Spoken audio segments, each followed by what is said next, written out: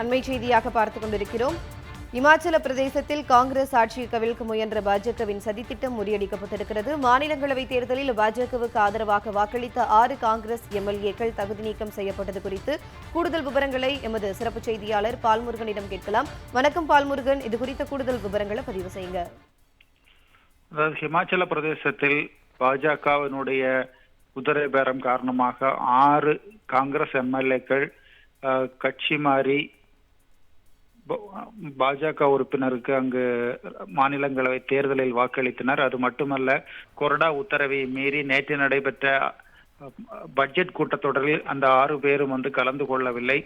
இதற்கு எதிராக அந்த 6 பேரையும் தகுதி நீக்க செய்ய வேண்டும் என்று காங்கிரஸ் நோட்டீஸ் கொடுத்திருந்தது. தகுதி நீக்க நோட்டீஸ் கொடுத்திருந்தார்கள்.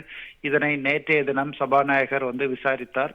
அதனைத் தொடர்ந்து இன்று சபாநாயகர் குல்தீப் பத்தானியா தீர்ப்பு வழங்கியிருக்கிறார். அதில் இந்த 6 காங்கிரஸ் எம்எல்ஏக்களையும் தகுதி நீக்கம் செய்து உத்தரவிட்டிருப்பதாக சபாநாயகர் அறிவித்திருக்கிறார். இதன் மூலம் அங்கு காங்கிரஸ் கட்சிக்கு ஏற்கனவே 40 பேர் கொண்ட சட்டமன்றத்தில் தற்போது பிரச்சனை எழுப்பிய இந்த 6 காங்கிரஸ் எம்எல்ஏக்கள் தகுதி நீக்கம் செய்யப்பட்டிருப்பதன் காரணமாக காங்கிரஸ் எண்ணிக்கை 34ஆக மாறி இருக்கிறது. ஆனாலும் அரசுக்கு எந்த விதமான ஆபத்தும் இல்லாத ஒரு சூழ்நிலை தற்போது ஏற்பட்டிருக்கிறது. அரசுக்கு எதிராக செயல்பட்ட 6 பேரும் தற்போது தகுதி நீக்கம் செய்யப்பட்டிருக்கிறார்கள். ஜெனிஃபர், கூடுதல் விவரங்களுக்கு நன்றி பால்முருகன்.